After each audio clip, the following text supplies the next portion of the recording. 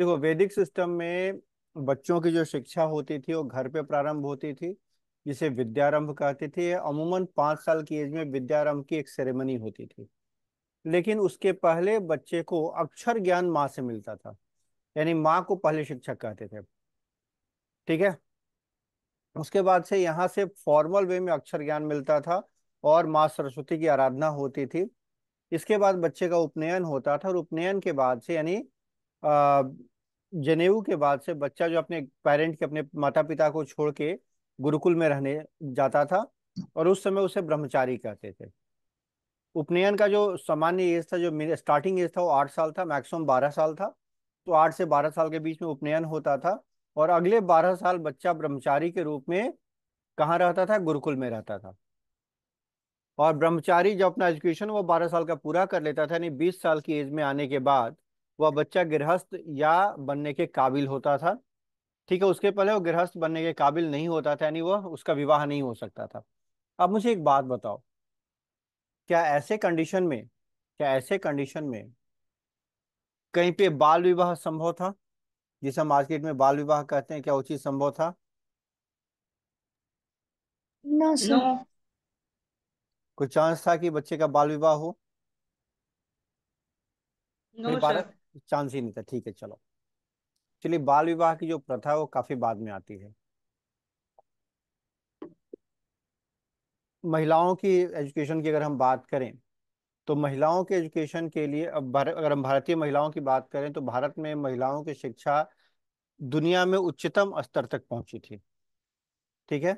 Girls का भी उपनयन होता था, लड़कियों का भी उपनयन होता था। आज भी जो गायत्री परिवार है वो लड़कियों का उपनयन कराता है। ठीक है। सामान्य तौर पे जो शिक्षित महिलाएं थी उनके दो क्लासेस थी। एक को कहते थे सद्योवहास। ठीक है। जो अपनी विवाह के समय तक जिनकी पढ़ाई शिक्षा होती थी, यानी शिक्षा के बाद से शिक्षा पूरी करके वह विवाह कर लेती थी, यानी गृहस्थ जीवन में आ जाती थी। और दूसरे ब्रह्मवादिनी होती थी, जो कभी भी विवाह नहीं करती थी, और वह स्टडी पूरे जीवन भर स्टडी करती थी, पूरे जीवन भर अध्ययन करती थी। सामान्य तौर पे जो बहुत बड़े ब्रह्मवादिनी हुई हैं उन्होंने ही ऋचाओं की रचना की है। तो और तो महिलाओं को वेद और वेदांग दोनों की शिक्षा दी जाती थी। जो ऋषिकाएं थीं, और जो ऋषिका थी, ऋषि और ऋषिका, ऋषि पुरुष को, ऋषिका महिला को कहते थे। और कुछ जो फेमस वेमेन है जिनका नाम ऋग्वेद में आता है, उसमें नाम है घोषा, पाला, लोपामुद्रा, विश्ववरा। ये ऐसे लोग हैं जिन्होंने ऋचाओं की रचना की, यानी वैदिक मंत्रों की रचना की।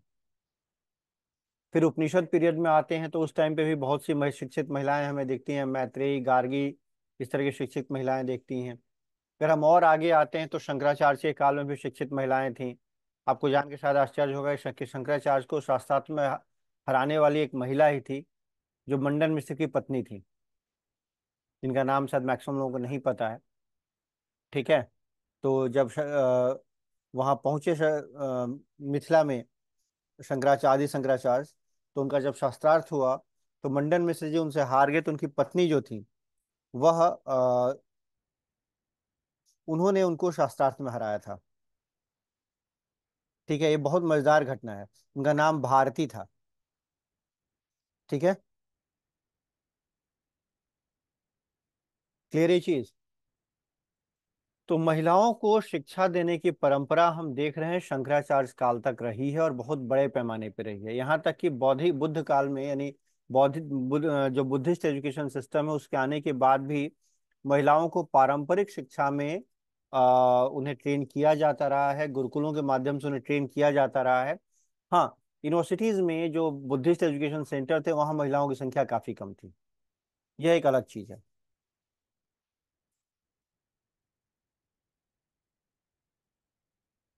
ठीक है। चलिए, सब्जेक्ट ऑफ स्टडी क्या क्या होते थे तो ये ऑलरेडी हम कर चुके हैं। वेद होता था, वेदांग होता था, वेदांग में 6 चीजें आती थी। ठीक है। वेदांग में क्या क्या आता था, याद है आप लोगों को? वेदांग में क्या क्या आता था, बताइए।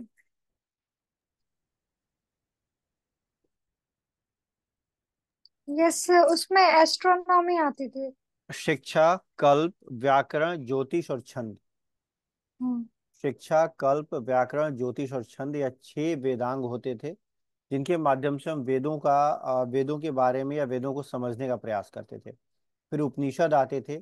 उपनिषद जो है वो प्रश्नोत्तर के रूप में है, ज्यादातर उपनिषद किस रूप में है? प्रश्नोत्तर के रूप में है। फिर 6 दर्शन थे, न्याय, वैशेषिक, सांख्य, योग, मीमांसा, वेदांत। और केवल 6 नहीं बल्कि भारत में कुल 9 दर्शन है, ध्यान रखिएगा। भारत में दर्शन कितने हैं? 9। कौन कौन से बताइए। एक्चुअली होता क्या है, जब हम दर्शन की बात करते हैं तो अक्सर लोग ये कह देते हैं कि भारत में 6 वैदिक दर्शन है और 3 अवैदिक दर्शन है। इन 3 ऐसे दर्शन है जिसका वेदों से कोई संबंध नहीं है, जो गलत इंटरप्रिटेशन है बेसिकली। सो भारत में कुल 9 दर्शन हैं और भारत में कुल 9 दार्शनिक स्कूल हैं। न्याय, वैशेषिक, सांख्य, योग, मीमांसा, वेदांत। और इसके अलावा, वेदांत के अलावा 3 और हैं, चारवाक, जैन और बौद्ध। तो कुल मिला के हमारे पास कुल कितने दर्शन हो जाते हैं? 9 दर्शन हो जाते हैं। और 9 दर्शनों का जो मूल है वो वेद है, कहीं ना कहीं से उनका जो मूल है वो वेद है। सर, जैन और बुद्धिज्म के अलावा कौन सा बताया एक और? चारवाक। चार लोग। चारवाक एक बहुत फेमस कोट है चारवाक का। ठीक है। लोग ऋण लेके घृत पीते हैं। ठीक है, मतलब आप जो है, आपका जीवन जो है, चार्वाक दर्शन का एक ही कहना है कि आपका जीवन जो है वह कष्ट सहने के लिए नहीं है, वह जो एंजॉयमेंट के लिए है। ठीक है, ये चार्वाक दर्शन का पार्ट हो जाता है।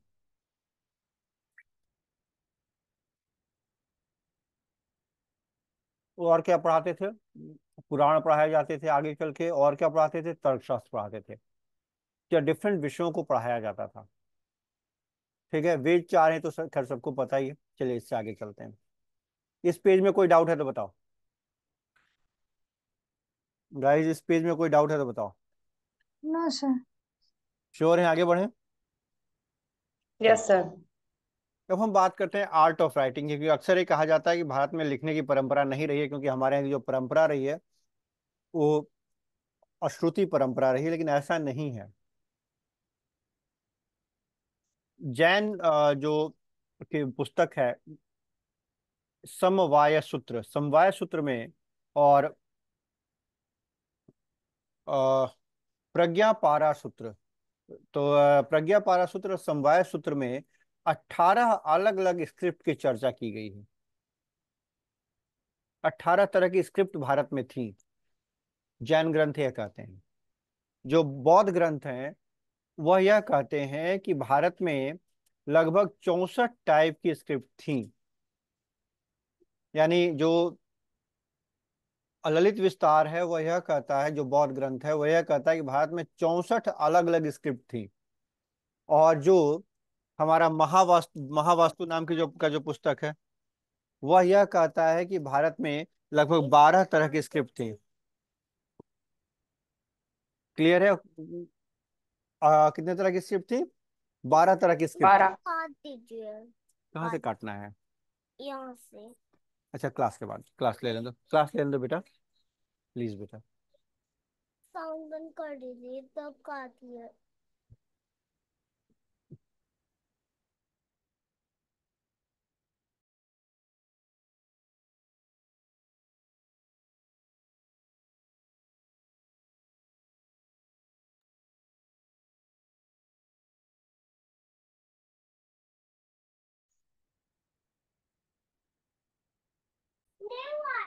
ठीक है, सॉरी गाइस। तो ये बात हो गई हमारी किसकी, तो हमारे यहाँ अगर हम देखें तो हमारे यहाँ स्क्रिप्ट भी थे, और इसका जो प्रमाण है वह जैन ग्रंथों में और बौद्ध ग्रंथों में मिलता है। जैन ग्रंथ ये कहते हैं कि लगभग 18 अलग अलग तरह के स्क्रिप्ट भारत में एग्जिस्ट करते थे, और बौद्ध ग्रंथ तो लगभग 64 तरह के स्क्रिप्ट की बात करते हैं, जिसमें ललित विस्तार 64 तरह के स्क्रिप्ट की बात करता है, और जो हमारा महावास्तु है वो लगभग 12 तरह के स्क्रिप्ट की बात करता है। तो ऐसा नहीं था कि भारत में लिखने की परंपरा नहीं थी, भारत में लिखने की परंपरा भी रही है, इसका हमें ध्यान रखना है। ठीक है, कोई डाउट इसमें गाइस? क्लियर है? क्लियर है ना? Yes sir, yes yes sir. Sir. ठीक है, चलो एक मिनट, इसमें जो बुद्धिस्ट एजुकेशन, इसमें थोड़ा सा देख लेते हैं उसके इंपॉर्टेंट फीचर क्या क्या रहे हैं। बुद्धिस्ट एजुकेशन में जो एजुकेशन का जो पूरा सिस्टम रहा है, यह सिस्टम कंप्लीटली अलग तरीके का रहा है। ठीक है, वह जो है वहां पे जैसे उस जगह पे हम क्या कहते थे, उपनयन संस्कार कहते थे, वैसे ही यहाँ अप्रबज्जा होता था। क्या होता था? या पबज्जा होता था। यह भी एक तरह का उपनयन संस्कार टाइप की ही चीज थी, जिसमें शिक्षा की इनिशिएशन यानी एजुकेशन का इनिशिएशन किया जाता था, 8 साल की उम्र में होता था। ठीक है, उसके बाद से वह किसी मॉन्क के गाइडेंस में उसे भेजा जाता था, किसी जो मॉन्क जो होते थे, किसी जो श्रमण होते थे, उनके गाइडेंस में उसको भेजा जाता था। और उस समय उसे एक श्रमण कहते थे, और वो पीले रंग का वस्त्र पहनता था। ध्यान रखिएगा, जब तक आप शिक्षा प्राप्त कर रहे हैं तब तक आप पीले रंग का वस्त्र पहनते हैं, और जब आप शिक्षित हो जाते हैं तब आप काशाय कलर का वस्त्र पहनते हैं, यानी कॉफी कलर से मिलता जुलता वस्त्र पहनते हैं। ये ध्यान में रखिएगा। अगर आप किसी बुद्धिस्ट व्यक्ति को देखते हैं कि उसने पीले कलर का वस्त्र पहन रखा है, इसका मतलब वो क्या है? अभी क्या हो रहा है? अभी वो शिक्षा प्राप्त कर रहा है। ठीक है, यस सर, क्लियर ये चीज? तो जब यस शिक्षा सर। प्राप्त करने जो बच्चे जाते थे उन्हें श्रमण कहते थे, और वो पीले रंग का वस्त्र पहनते थे। ठीक है, अब यहाँ पे एक दिक्कत ये है कि जो हमारा बुद्धिस्ट सिस्टम है, तो जो हमारा वैदिक सिस्टम था उसमें क्या था, जब आपकी शिक्षा पूरी हो जाएगी तो आप गृहस्थ बन सकते हैं, या फिर आगे आप पढ़ाई में लग सकते हैं, ब्रह्मचारी रह सकते हैं। लेकिन बुद्धिस्ट शिक्षा शिक्षण में यह कंपलसरी कर दिया गया कि आपको शिक्षा प्राप्त करने के बाद से आप में से कई लोगों को केवल और केवल क्या बनना है? मॉन्क बनना है, यानी आपको भिक्षु बन जाना है, बौद्ध भिक्षु आपको बन जाना है। इस कारण से भी बहुत से लोगों ने अपने परिवार की बच्चियों को शिक्षा प्राप्त करने के लिए भेजना रोक दिया, बंद कर दिया। खैर, बुद्धिस्ट एजुकेशन सिस्टम में कुछ जो इंपॉर्टेंट चीजें थी उसमें क्या क्या था? सेंटर ऑफ एजुकेशन, आपके हर एक जो बड़े शहर थे वहाँ पे बड़े बड़े इंस्टीट्यूशन स्टेब्लिश किए गए। मिनिमम एज ऑफ एजुकेशन जो है छोटे इंस्टीट्यूशंस में 8 साल और बड़े इंस्टीट्यूशन में 16 साल कर दिया गया। जैसे तक्षशिला वगैरह में 16 साल था, 16 साल की एज में आप वहाँ ज्वाइन करते थे। ठीक है, क्योंकि वो हायर एजुकेशन का था। एजुकेशन फी 1000 मुद्राओं की बात थी, कोई नहीं पे कर पाता था तो क्या करते थे कि या तो उससे काम कराते थे या फिर उसका पढ़ाई को स्पॉन्सर करता था। तो जो भी उसकी पढ़ाई स्पॉन्सर करता था उस व्यक्ति को उसके लिए जीवन भर काम करना पड़ता था, जीवन पर्यंत उसके लिए काम करना पड़ता था। तो इसी माध्यम से उसे स्कॉलरशिप, सरकारी स्कॉलरशिप भी मिलती थी। अगर बच्चा तेज है, बच्चा बेहतर है, पढ़ने में ठीक है, तो उसका टेस्ट हुआ, टेस्ट में अगर बच्चा पास किया तो उसे क्या मिला? स्कॉलरशिप मिली। क्लियर है? उसके बाद क्या हुआ? अगली चीज आती है रेजिडेंस ऑफ स्टूडेंट। तो स्टूडेंट्स को कहाँ रहना होता था? यूनिवर्सिटी में ही रहना होता था। अब चूंकि बच्चे जो हैं 16 साल की एज में पढ़ने जा रहे हैं, तो कुछ ही समय के बाद से उनका विवाह भी हो जाता था। तो विवाह के बाद क्या होता था? जिन बच्चों के का विवाह पढ़ाई के दौरान हो गया, वो तो भिक्षु नहीं बनेंगे, लेकिन वह यूनिवर्सिटी कैंपस में उनके लिए अलग से रहती थी सुविधा, हॉस्टल, या फिर वो बाहर प्राइवेट हॉस्टल्स होते थे जहां वो अपनी पत्नी के साथ रह सकते थे। ये एक महत्वपूर्ण बात है कि बुद्धिस्ट एजुकेशन सिस्टम में आपके पास फैमिली हॉस्टल्स टाइप की सुविधा भी उपलब्ध थी, जो वैदिक एजुकेशन में गुरुकुलों में भी इस तरह की सुविधा थी। लोग रहते थे, क्योंकि जो गुरु थे ज्यादातर, जो गुरुकुल में जो कुलपति होते थे, जो मुख्य आचार्य होते थे, वो विवाहित होते थे, उनका अपना परिवार भी होता था। तो सबके पास अपने घर होते थे, वो अलग व्यवस्था थी। लेकिन यहाँ पे प्रॉपर वे में जैसे मॉडर्न डे हॉस्टल की सुविधा हम कह रहे हैं, उस तरह की सुविधा थी, और मॉडर्न डे फैमिली क्वार्टर्स की सुविधा भी यहाँ दी जाती थी।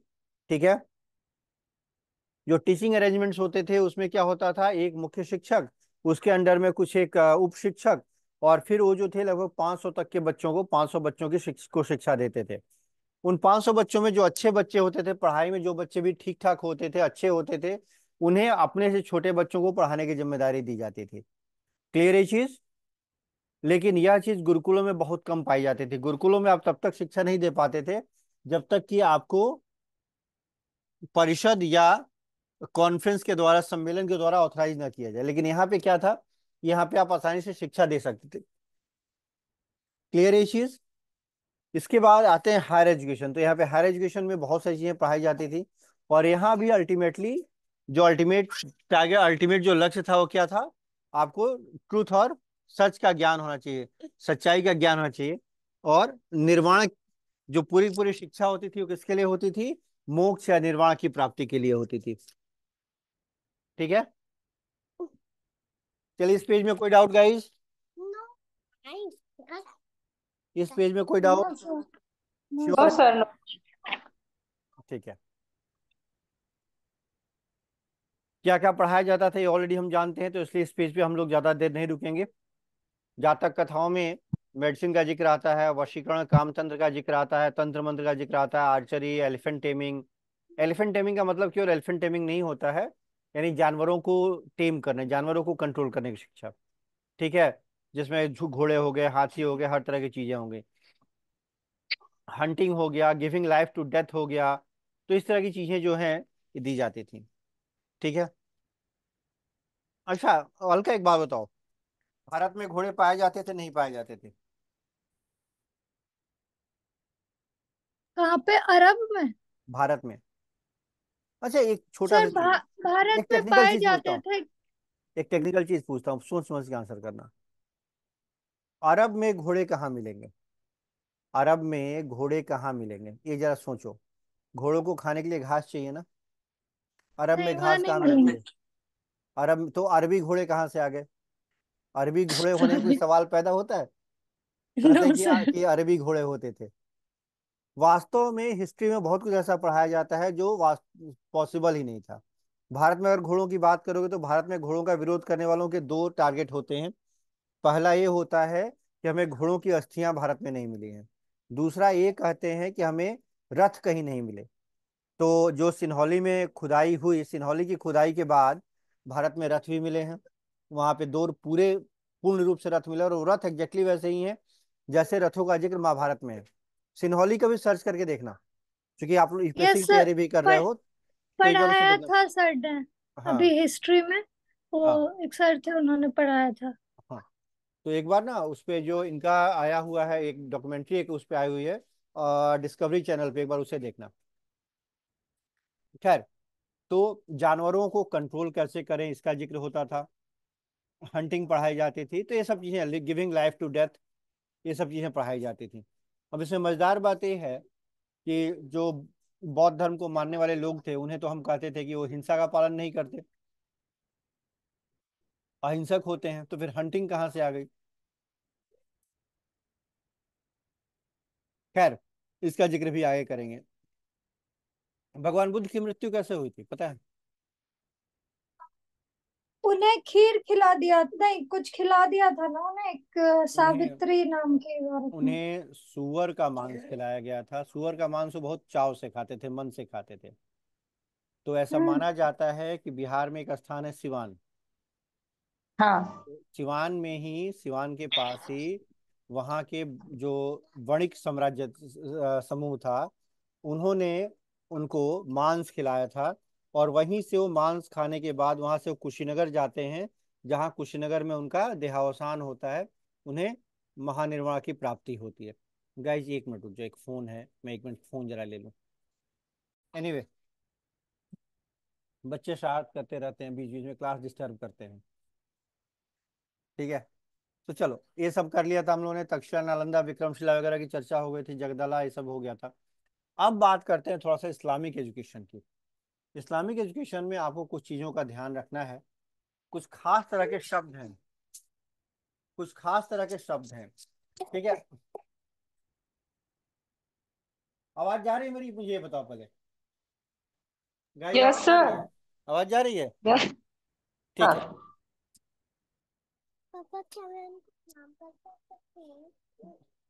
या उनको ये नाम पर भी कर सकती हूँ? तो हाँ, क्या करूँ?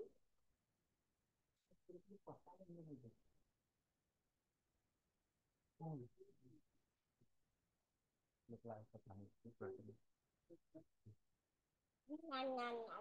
सॉरी गाइस, बच्चों के साथ होने पे थोड़ा सा डिस्टरबेंस के बार आ जाता है। ठीक है, सो अरबिक में तीन अलग अलग शब्दों का उपयोग जो होता है वह एजुकेशन के लिए होता है। इसमें जो सबसे कॉमन शब्द है वो है तालीम, तालीम देना। सबसे कॉमन शब्द क्या है? तालीम। क्लियर है? Yes sir. जो सबसे कॉमन शब्द है वो है तालीम। तालीम जो शब्द है वह अलीम शब्द से बना है, आलिम शब्द से बना है। आलिम का मतलब क्या होता है? जानना, knowing, being aware, perceiving, learning. तो आलिम से क्या बना है? तालीम बना है। क्लियर है? श्योर है सब लोग? So yes sir. तालीम मतलब एजुकेशन, आलिम मतलब किसी चीज को जानना। इसलिए कई बार आलिम है तो आलिम का मतलब क्या होता है? कि वह जो है ज्ञानी है। आलिम का मतलब क्या होता है? कि वह ज्ञानी है। तो इसलिए एजुकेशन को क्या कहा जाता है? तालीम कहा जाता है। दूसरा इंपॉर्टेंट जो शब्द आता है वो आता है तरबियाह। दूसरा इंपॉर्टेंट शब्द क्या आता है? तरबियाह आता है। सो तरबियाह का मतलब क्या होता है? तरबियाह का मतलब होता है to nurture, to increase, to grey, to grow. तो तरबिया वर्ड का जो ओरिजिन है, तरबिया वर्ड का जो ओरिजिन है वो है रब्बा। रब्बा नाम आपने सुना होगा, कई बार लोग कहते हैं रब्बा। ठीक है? तो रब्बा का मतलब होता है स्पिरिचुअल ग्रोथ। जो ईश्वर की इच्छा, यानी जो अल्लाह की इच्छा के अनुसार किसी व्यक्ति का जो स्पिरिचुअल ग्रोथ होता है उसे हम क्या कहते हैं? रब्बा। इसीलिए लोग रब या रब्बा शब्द का इस्तेमाल करते हैं। रब का मतलब अल्लाह हो जाता है, लेकिन वो बेसिकली रब का मतलब होता है कि विल ऑफ गॉड। क्लियर है चीज? रब का मतलब क्या होता है? Will of God. तीसरा जो इंपॉर्टेंट टर्म है वो है तादिब। तीसरा इंपॉर्टेंट टर्म क्या है? तादिब। अब तादिब शब्द का अर्थ क्या होता है? तादिब शब्द जो है अदूबा शब्द से बना है। किससे बना है? अदूबा। किससे बना है? अदूबा। अदूबा का मतलब क्या होता है? टू बी कल्चर्ड, यानी जो कल्चर्ड हो, संस्कारी, एक टू तरह से सस समझ लो, जिसका सोशल है ना? बिहेवियर अच्छा हो। क्या कह रहे हो? आवाज आ रही है? सुसंस्कृत कल्चर, ना, well arrange, well well culture. Mannered. हाँ, वेल मैनर्ड का लो। जो पर्सन वेल मैनर्ड हाँ। हो उसे क्या कहते हैं? तादिब। अदूबा कहते हैं, उससे क्या बना है? तादिब। तो एजुकेशन के तीन शब्द हो गए। पहला हो गया तालीम। तालीम का मतलब क्या होता है? एजुकेट करना, ठीक है, शिक्षा देना। दूसरा होता है तबरियाह। तबरियाह का संबंध किससे है? तबरियाह का संबंध है विल ऑफ गॉड से।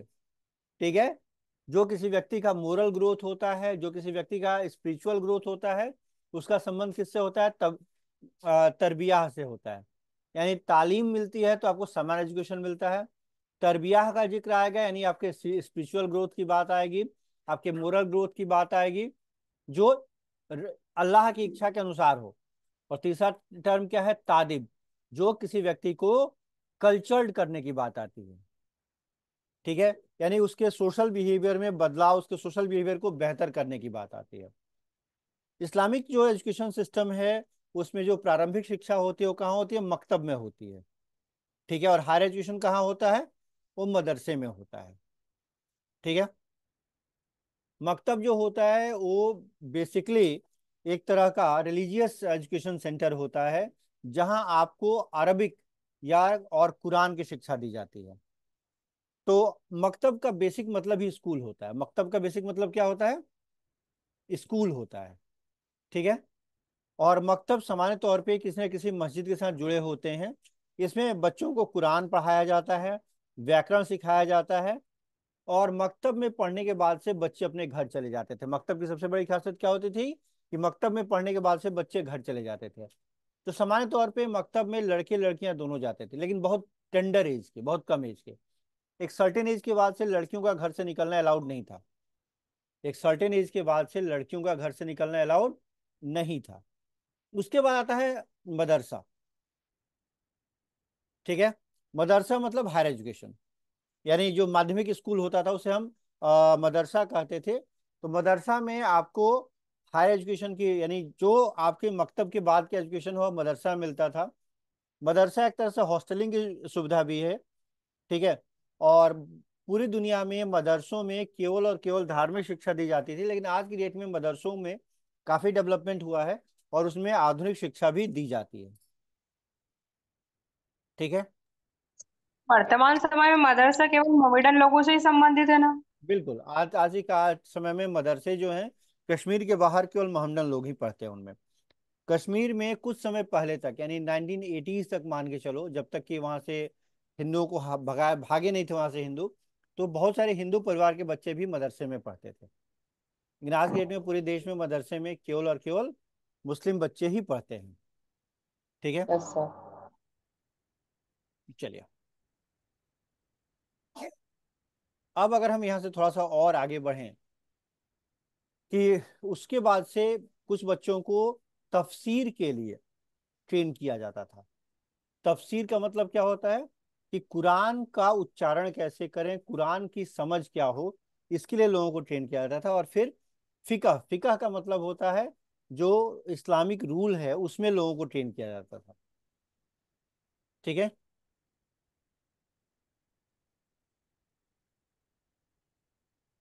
क्लियर है ये चीज? Yes sir. अच्छा, इसमें सबसे बड़ी बात तो ये है कि जो इस्लामिक एजुकेशनल डिग्री है इसमें बहुत सी चीजें हैं जिसमें लोगों को अलग अलग तरह की शिक्षा दी जाती है। ठीक है, इसमें थियोलॉजी होता है, इस्लामिक लॉ होता है और बाकी सारी चीज़ें पढ़ाई जाती हैं। और उसके लिए उसमें जैसे उलेमा होते हैं। उलेमा किन्हें कहते हैं? हु आर कॉल्ड उलेमा। जो इस्लामिक स्कॉलर्स होते हैं उन्हें उलेमा कहते हैं। इस्लामिक रिलीजियस स्कॉलर विशेषकर उलेमा कहलाते हैं। क्लियर है चीज? क्लियर है चीज? Yes sir. जो yes sir. Islamic religious scholar होते हैं उन्हें हम क्या कहते हैं? उलेमा कहते हैं। तो फिर यहाँ से फिर धीरे धीरे उनकी जो एजुकेशन का जो लेवल है वो धीरे धीरे अप होता है और उसमें भी बहुत सारी अलग अलग डिग्रीज दी जाती हैं। ठीक है,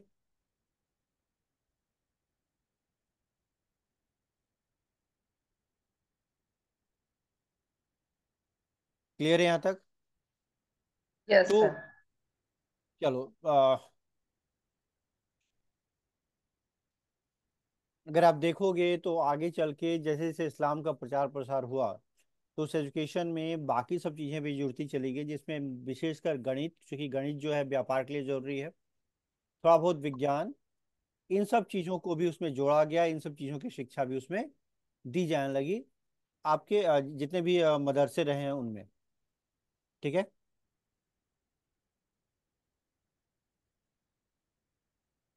कोई डाउट इसमें? No sir.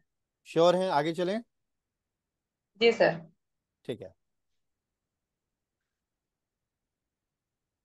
इसके अलावा जो मदरसा एजुकेशन है उसमें यूनानी मेडिसिन के बारे में भी पढ़ाया जाता है, यानी उसमें मेडिकल साइंस भी पढ़ाई जाती है। ठीक है, पैथोलॉजी भी पढ़ाई जाती है, लेकिन यूनानी जो मेडिकल सिस्टम है जो उसमें पढ़ाया जाता है। ठीक है, क्लियर है यहाँ तक? तो ये सब चीज़ें यस जो है सर। उसमें रही हैं।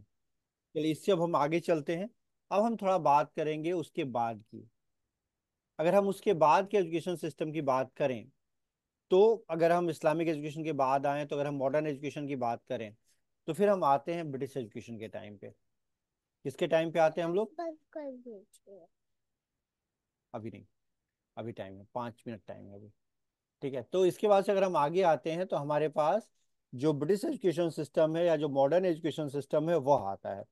जो मॉडर्न एजुकेशन सिस्टम है भारत में उसकी शुरुआत एक बहुत ही मजेदार ढंग से होती है। अंग्रेज जब भारत में आते हैं, ठीक है, अंग्रेज जब भारत में आते हैं तो क्या करते हैं? वह धीरे धीरे किस कारण से आते हैं? अंग्रेजों के आने के अलावा, अंग्रेजों के आने के अलावा, अच्छा एक बात बताओ, आप लोगों ने मिशन स्कूल्स के नाम सुने होंगे, तो मिशन स्कूल का मतलब क्या है? जहाँ पे ये केवल ईसाई लोगों की शिक्षा रहती है ना, मिशनरी के स्कूल में। मिशनरी के स्कूल्स, तो मिशन नहीं, मिशनरी के स्कूल्स जो है उसमें तो आज तक सारे बच्चे पढ़ते हैं, तो आखिर मिशंस का मतलब क्या होता है? उसमें वेस्टर्न एजुकेशन पे ज्यादा फोकस था। बिल्कुल नहीं। जो अभी इन्होंने कहा, रश्मि ने बिल्कुल ठीक कहा कि जो मिशन स्कूलों की जो शुरुआत होती है वो कहाँ से होती है। तो चलिए छोड़िए हो रहे हैं। ये मूल रूप से जो ईसाई के मिशनरी लोग हैं उनके द्वारा विकसित हुए और उन्होंने इसको संचालित करा है। मतलब एक धार्मिक स्कूल मान सकते थे इसको ऐसा। बिल्कुल बिल्कुल, वह धर्म प्रचार के लिए स्कूल जो है मिशन स्कूल भारत में खोलेगा। और भारत में मिशन स्कूलों की जो शुरुआत होती है वह भारत में अंग्रेजों के आगमन के पहले हो जाती है। ये बहुत मजेदार है। भारत में जो पहले मिशन स्कूल है वो अंग्रेज नहीं खोलते हैं। वह कौन खोलता है? वह आर्मेनियन लोग खोलते हैं। यह बात बहुत कम लोग जानते हैं कि भारत में मिशन स्कूलों की जो शुरुआत होती है वह आर्मेनियन लोगों द्वारा होती है। और इनिशियल भारत में पहले जो सबसे पहले जो लोग ईसाई धर्म प्रचार के लिए आए वह आपको आर्मेनिया और सेंट्रल एशिया, जो सेंट्रल एशिया और यूरोप के जो देश हैं वहां से आए। वह यूरोपियंस नहीं आए। ठीक है, अक्सर इस बात की चर्चा बहुत कम होती है कि कहाँ से आए। ठीक है, तो वह जो लोग आए कहाँ से आए? आर्मेनिया से आए।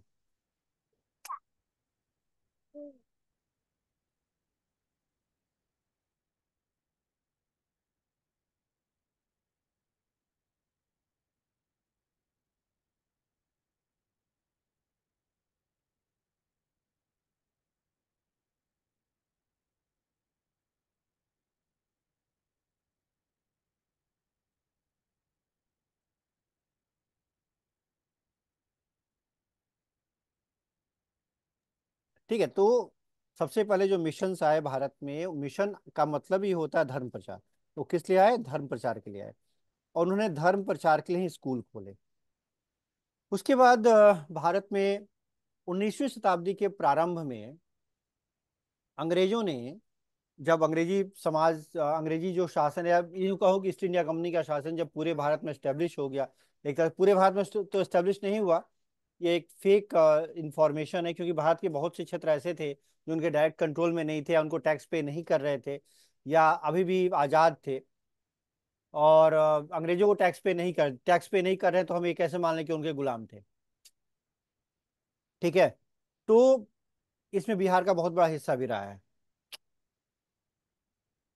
इसमें बिहार का बहुत बड़ा हिस्सा भी रहा है, जो इसने अंग्रेजों को काफी लंबे समय तक टैक्स पे नहीं किया, बल्कि 1857 के आसपास तक उन्होंने टैक्स पे नहीं किया है। ठीक है, और भी कई सारे ऐसे क्षेत्र रहे हैं जो टैक्स पेयर्स नहीं थे। खैर, इसकी चर्चा फिर कभी करेंगे, अभी इसके लिए टाइम नहीं है अपने पास।